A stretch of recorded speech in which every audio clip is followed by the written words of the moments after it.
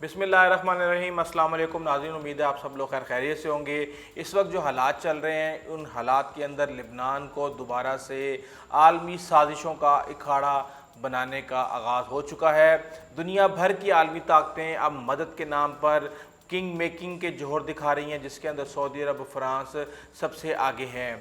کہا ہی جاتا ہے کہ اگر یہ حملہ تھا جیسا کہ امریکی جرنیلز نے ڈونلڈ ٹرمپ کو بتایا تھا تو یقیناً اس حملہ آور کے پاس غلط معلومات تھیں، اور اس چیز کے بہت زیادہ امکانات ظاہر کیے جا رہے ہیں کہ اسرائیل نے اس گودام کو حزب اللہ کے اسلحے کا گودام سمجھ کر تخریب کاری کی، کیونکہ پچھلے چند دنوں سے اسرائیل متواتر دھمکیاں دے رہا تھا۔ اس وقت جو وہاں پہ لبنان میں صورتحال ہے، لبنانی وزیر اعظم نے استعفیٰ دے دیا، اور یہ جو حکومت بنی تھی لبنان کی، یہ حزب اللہ گروپ کے اتحاد سے بنی تھی، ان کی حمایت یافتہ تھی۔ اگر یہ حکومت مستعفی نہ ہوتی تو جمعرات کو پارلیمنٹ کا اجلاس بلا کے اس کو برطرف کر دیا جاتا۔ کہا جا رہا ہے کہ اس سانے سے سب سے زیادہ جو فائدہ ہے وہ اسرائیل اور امریکہ اٹھانے والے ہیں، اور واقعے کے فوراً بعد ہی لبنان کے اندر امریکی بلاک کے جو لوگ ہیں ان کی کارروائیاں مشکوک ہو گئیں۔ کچھ امریکی حمایت یافتہ سیاستدانوں اور میڈیا کی جو آرگنائزیشنز ہیں انہوں نے فوری طور پر ایک سعودی میڈیا کوریج کے ذریعے حزب اللہ کی طرف اشارہ کر دیا اور معاملے سے توجہ ہٹانے کی کوشش کی۔ لبنان کے اندر کچھ لوگوں کی جانب سے اپنے سیاسی حریفوں کے خلاف اسے سیاسی سرمایہ کاری کے لیے استعمال کرنے کی ایک خوفناک کوشش قرار دیا جا رہا ہے۔ لبنان کی جو تازہ ترین پیش رفتوں سے یہ بات ثابت ہوتی ہے کہ واشنگٹن نے لبنان میں افراتفری کی صورتحال پیدا کرنے کا فیصلہ کر لیا ہے، اور تمام سیاستدان جو امریکہ کے زیر کنٹرول ہیں حال ہی میں اپنے طرز عمل سے اس کا اظہار کر رہے ہیں، اور لبنان میں افراتفری کا مطلب ہے کہ سیاسی سطح کے ساتھ ساتھ سیکیورٹی کی سطح میں بھی اضافہ جو مہینوں پہلے جاری یعنی کہ شروع ہو چکا تھا۔ ایسا لگتا ہے کہ جو ہو گیا اس کی وجوہات جاننے سے زیادہ آگے کیا کرنا ہے اس کی تیزی ہے۔ ہر بندہ اس پلان کو، اسکرپٹ کی ایگزیکیوشن کے اندر لگا ہوا ہے، اور اس دھماکے سے پہلے بنے جو پلان ہے اس کی ایگزیکیوشن کی جا رہی ہے۔ کسی کو نہیں فکر کہ معلوم کریں کہ یہ جہاز جو جارجیا سے آیا تھا، موزمبیق اس نے جانا تھا، اس کے کپتان کو کس نے حکم دیا کہ تمہیں ان شیڈول سٹاپ کرنا ہے لبنان کے اندر، وہاں سے ایڈیشنل کارگو اٹھانی ہے، وہاں پہ تمہیں ایکسٹرا پیسے ملیں گے، وہ تم نے جارڈن میں جو ہے نا اتارنی ہے کارگو، اس کے بعد ایکسٹرا کیش کا اس کو لالچ دیا گیا۔ جب وہ جہاز بیروت کی بندرگاہ پہ پہنچا تو وہاں پر جو بیروت کی پورٹ اتھارٹیز تھیں انہیں پہلے ہی پتا تھا کہ یہ جہاز 27 سال پرانا ہے، اس کے اندر کافی ساری ڈیفیشنسیز ہیں، جس کو انہوں نے جو ہے نا اس سے بات کی کہ یہ غلط ہو رہا ہے، یہ جہاز کے اندر کافی ساری SOPs کی خلاف ورزی ہے، اس کو وہیں پہ روک لیا گیا۔ اس کے اندر اللہ کا کرنا یہ کہ 2700 ٹن امونیم نائٹریٹ بھی ہے، اور اس کو رکھا ہوا ہے، اور ایک گودام کے اندر اس کو رکھ کے 7 سال سے انتظار کیا جا رہا ہے کہ کب اس سے آپ نے بیروت کو تباہ کرنا ہے۔ اطلاعات کے مطابق اس جہاز کو لبنان بڑی پلاننگ کے تحت پہنچایا گیا، اور اس کا مقصد لبنان اور بیروت میں وقت آنے پر بڑی تباہی کے لیے حکومت کے خلاف استعمال کرنا تھا۔ وہ حزب اللہ جس نے دھماکے سے 2 ہفتے پہلے اسرائیل کی سرحد پر جھڑپیں کی تھی، اس کو ڈس آرم کرنے کی بحث فوری طور پہ شروع ہو گئی، اور عوام میں اس کے خلاف مہم چلائی جانے لگی، جس کا نتیجہ خانہ جنگی کی صورت میں ہی نکلے گا۔ جب سے لبنان میں تمام جماعتوں کی رضامندی سے ایک سیاسی حکومت آئی ہے،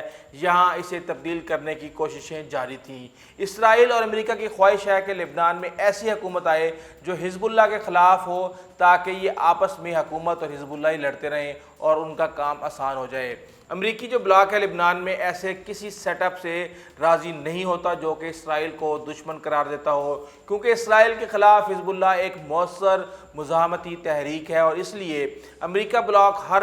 لبنانی حکومت سے یہی ایک مطالبہ رکھے گا کہ حزب اللہ کے خلاف کارروائی کرے۔ اس لیے منصوبہ یہ تھا کہ لبنان میں سیاسی عمل کو مفلوج کر دیا جائے، حکومت کو معطل کر دیا جائے، پارلیمنٹ کو معلق کر دیا جائے، اور لبنان کو ایک اور مرتبہ بغیر منتخب جمہوری حکومت اور پارلیمنٹ کے باہر رکھ کر اہم فیصلے کیے جائیں اور لبنانی قوم کو تقسیم کیا جائے، جس طرح کہ پوری مشرق وسطیٰ میں یہ کر رہے ہیں۔ لبنان میں مئی 2018 میں انتخابات ہوئے تھے اور 11 فروری 2019 کو یعنی 9 ماہ کے طویل وقفے کے بعد پارلیمنٹ سے اعتماد کا ووٹ لے کر لبنان کی نئی حکومت قائم ہو گئی تھی۔ اور کہنے کو تو پوری دنیا میں کرونا اور سماجی فاصلہ و احتیاطی تدابیر کا شور مچایا جا رہا ہے، لیکن ریٹائرڈ آرمی افسران کی قیادت میں لبنان میں کرونا وائرس کی موجودگی کے اندر ایک طبقہ لبنانی وزارت خارجہ پر قبضہ کر لیتا ہے اور غیر قانونی قابضین نے اسے انقلاب کا ہیڈ کوارٹر قرار دیا ہے۔ کیا کسی انقلاب کو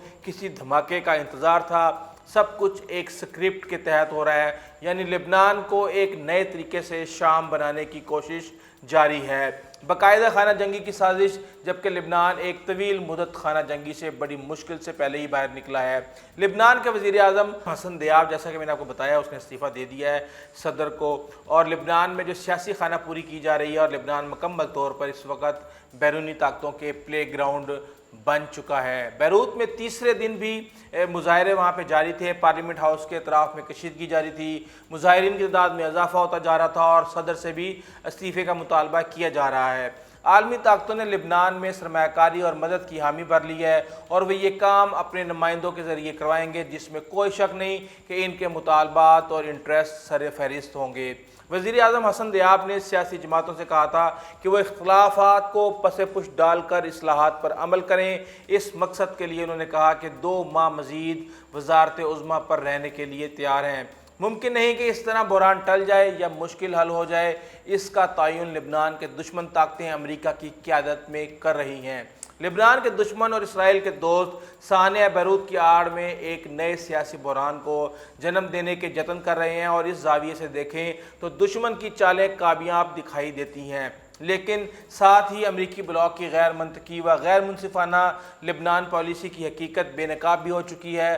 اور امریکی بلاک دنیا کے سامنے یہ تاثر دیتا رہا ہے کہ وہ لبنانی ریاستی اداروں اور خاص طور پر مسلح افواج کے ساتھ ہے۔ لیکن سانحہ بیروت کے بعد امریکی بلاک نے بین الاقوامی تحقیقات کا شوشہ چھوڑ دیا، یعنی امریکی بلاک کو لبنان کے ریاستی اداروں پر اعتماد نہیں ہے۔ لبنان اور عراق سے امریکہ کی ناراضگی کی ایک وجہ چائنا فیکٹر بھی ہے، اور امریکی بلاک لبنان اور عراق کے چائنا کے ساتھ تعلقات میں توسیع کی مخالفت کرتے ہیں۔ اسی طرح وہ روس کے ساتھ دیگر مسلم ممالک کے اچھے کاروباری تعلقات رکھنے والوں کو بھی بلیک میل کرتے رہے ہیں۔ بین الاقوامی سیاست میں امریکی بلاک نے روس اور چین کو بلیک میل کر کے مشرق وسطیٰ میں اسرائیلی مفادات کا تحفظ کرنے میں کامیاب رہے ہیں ہمیشہ، اور مثال کے طور پہ ایران پر اقوام متحدہ کی جب پابندیاں لگیں، اگر روس اور چین اس کو ویٹو کر دیتے تو پابندیاں نہ لگتیں، لیکن انہوں نے پابندی لگنے دی۔ سبب کیا بنا؟ یوکرین اور جارجیا کے ایشوز پیدا ہوئے،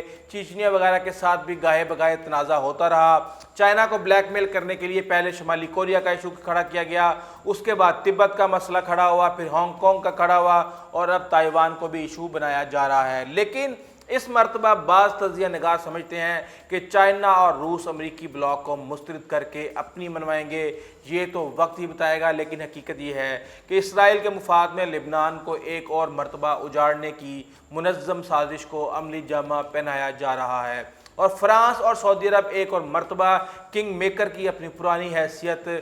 سنبھال چکے ہیں۔ لیکن $1,000,000 سوال یہ ہے کہ لبنان کے عوام کو اس سے کیا فائدہ ہوگا؟ تو جواب یہ ہے کہ فرانس اور سعودی عرب کی کنگ میکنگ جو ہے، اس طویل عرصے میں انہیں کیا فائدہ ہوا تھا؟ لبنان کے سیاہ و سفید کے مالک وہ بن بیٹھے اور کٹ پتلیوں کے ذریعے حکومت کرتے رہے،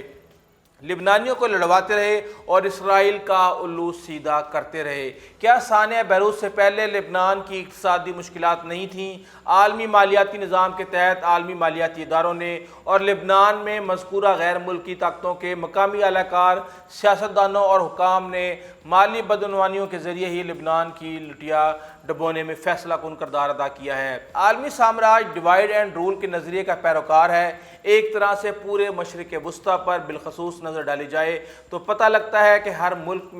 اجڑا ہوا ہے جس نے امریکہ اور اس کے اتحادیوں کے سامنے جھکنے سے انکار کیا اور ان کی پالیسیوں سے انکار کیا۔ پہلے معاشی آزادی ختم کی گئی، پھر قومی غیرت اور خود مختاری سے محروم کیا گیا۔ پہلے تباہی پھیلاتا ہے، پھر عراق، افغانستان، لیبیا وغیرہ میں کیا، اور بعد میں تعمیر نو کے بہانے مداخلت کرنا شروع کی جاتی ہے، اور وہ سالوں سال جاری رہتی ہے۔ اسے ڈیل آف دی سینچری کے ذریعے پایہ تکمیل تک پہنچانے کے لیے یہ سب کھیل کھیلا جا رہا ہے، اور اس کی زد میں دیگر ممالک بھی جلد آنے والے ہیں۔ اللہ تعالیٰ امت مسلمہ کو اپنی حفظ و ایمان میں رکھے۔ لیکن جب آپ دیکھتے ہیں کہ سعودی عرب جیسے ممالک جو خود امت مسلمہ کو اپنے آپ کا لیڈر کہلواتے ہیں، اور اس کے بعد جب وہ اس طرح امت مسلمہ کے دشمنوں کے ساتھ مل کے ان کے ایجنڈے پر کام کرتے ہیں، تو کیا ہمارا مستقبل ہے، کس طریقے سے ہم بچیں گے، اس وقت سمجھ سے باہر ہے۔ اگر آپ کو ہماری ویڈیو اچھی لگی تو پلیز اب ہمارے چینل کو سبسکرائب کیجیے گا، بیل آئیکن کو پریس کیجیے گا، اپنے دوستوں، اقارب اور ہمسایوں کا خاص خیال رکھیے گا۔ آئندہ تک کے لیے اجازت دیجیے، اللہ حافظ۔